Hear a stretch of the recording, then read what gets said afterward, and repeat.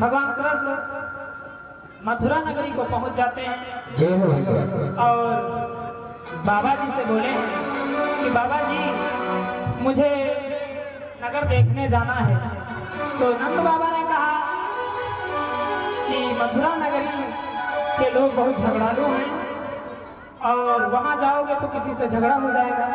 तो क्या बोले भगवान श्री कृष्ण कि दूर ही दूर से बाबा जी मैं नगर देख के आऊंगा, सौगंध आपकी खाता हूं मैं कोई ना उलाना लाऊंगा।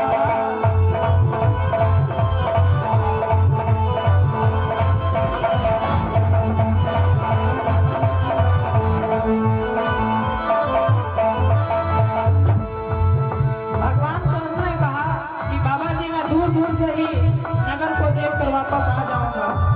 तो बाबा जी ने कहा जाओ।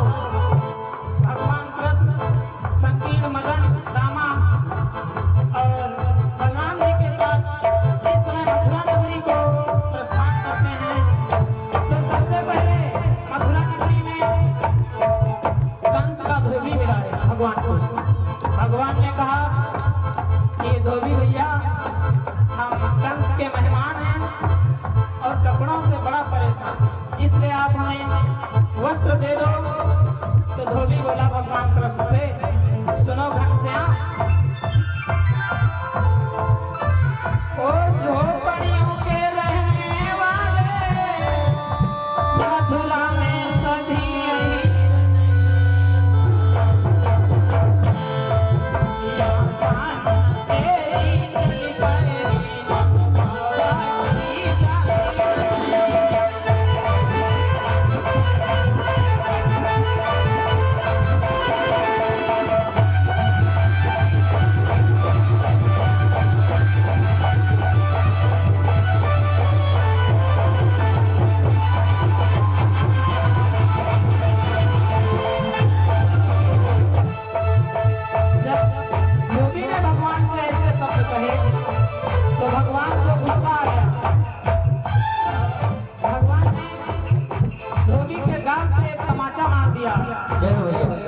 और धोबी वहीं गिरकर बेहोश हो गया। और भगवान ने कहा अपने साथियों से कि आप सभी लोग कपड़ा पहनो। लेकिन भैया सारे साथी जो थे सब गांव के ही थे, राजाओं का कपड़ा कभी पहने नहीं थे उन्होंने, तो कैसे कपड़ा पहन रहे हैं जरा ध्यान देंगे कि जाने का पायजामा माना पायजामा सजामा बना लिया।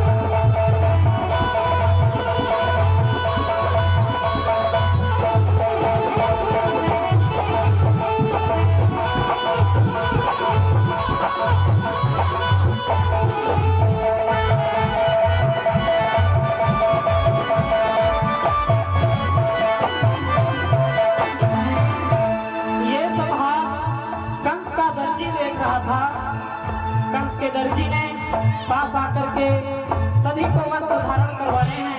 भगवान कन्हैया अपने ग्वालों के साथ आगे बढ़े हैं। रास्ते में कंस की दासी मिली, जिसका नाम था कुब्जा। कुब्जा जो थी भगवान श्याम की भक्तिन थी। और कुब्जा कैसे स्वरूप की थी जरा ध्यान देंगे। कैसा स्वरूप था कुब्जा का? सारे ग्रुप को जोड़ी जाड़ी और भाई ब्रह्मा जी ने सिरजा था। वो 3 जगह से टेढ़ी थी कि वो 3 जगह से टेढ़ी थी और नाम लली का खुदारा।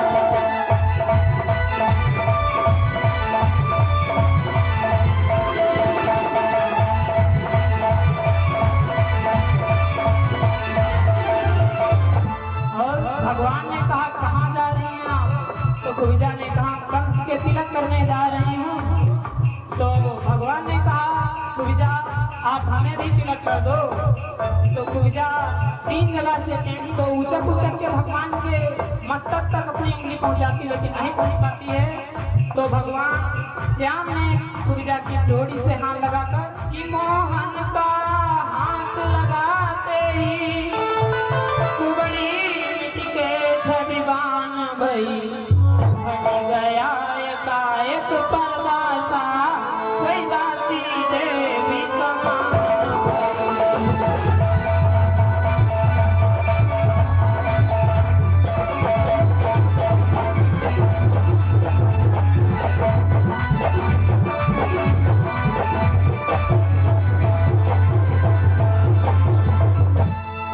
भगवान ने कहा कुबिजा अब आप सभी ग्वालों के तिलक लगा दो,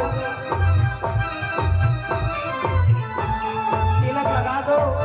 और सभी ग्वालों को तिलक लगाकर भगवान से हम आगे बढ़े हैं।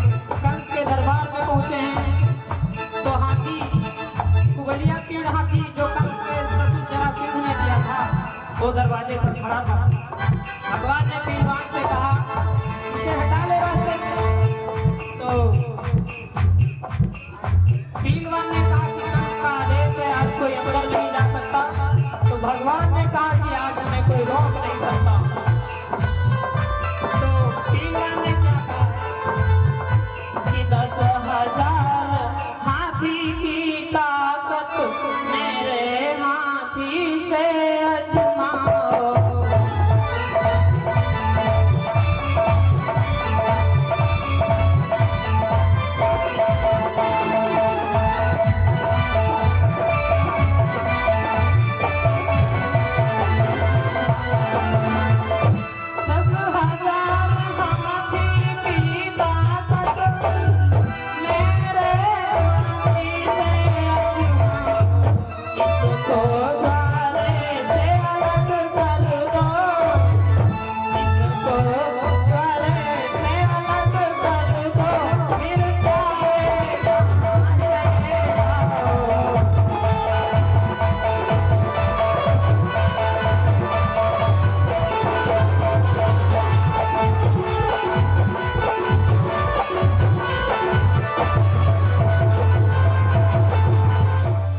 भगवान ने कहा पहलवान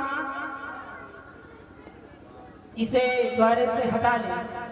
तो भगवान ने अपना परिचय देते हुए कहा कि हम यदुवंशी कहलाते हैं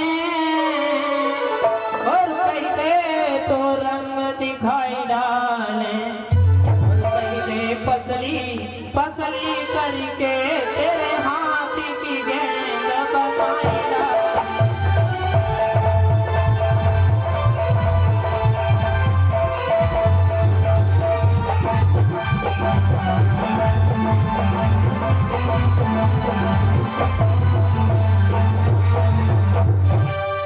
भगवान ने उस हाथी को मारकर तुरंत 18 ताड़ लंबा धनुष तोड़ दिया। फिर उसके तत्पश्चात कंस के दरबार में पहुंचे हैं तो कंस ने शंख और चारूण को आदेश दे दिया और कहा कि ये दोनों अंदर ना आने पाए। तो शंख और चारूण भगवान से कैसे हाथ मिला रहे हैं। अरे शंख और चारूण मर्दवा हाथ श्याम सो रहे मिलाए। शंख और चारूण पहलवा हाथ श्याम सो रहे मिलाए।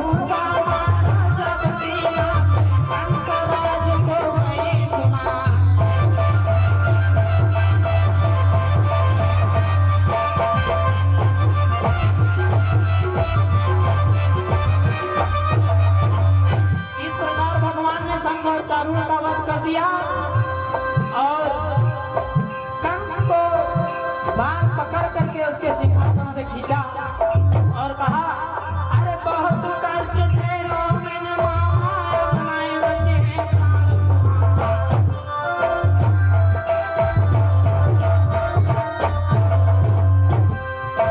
बहुत उपाय सोच लो, मन में सोचे न लो।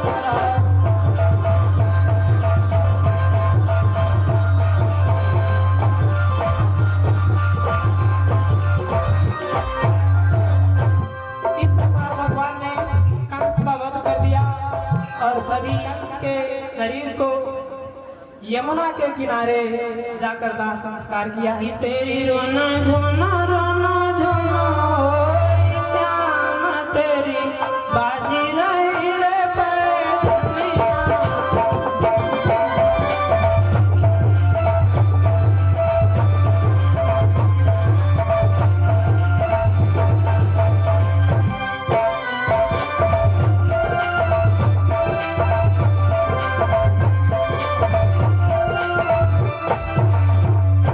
तेरी रोना रोना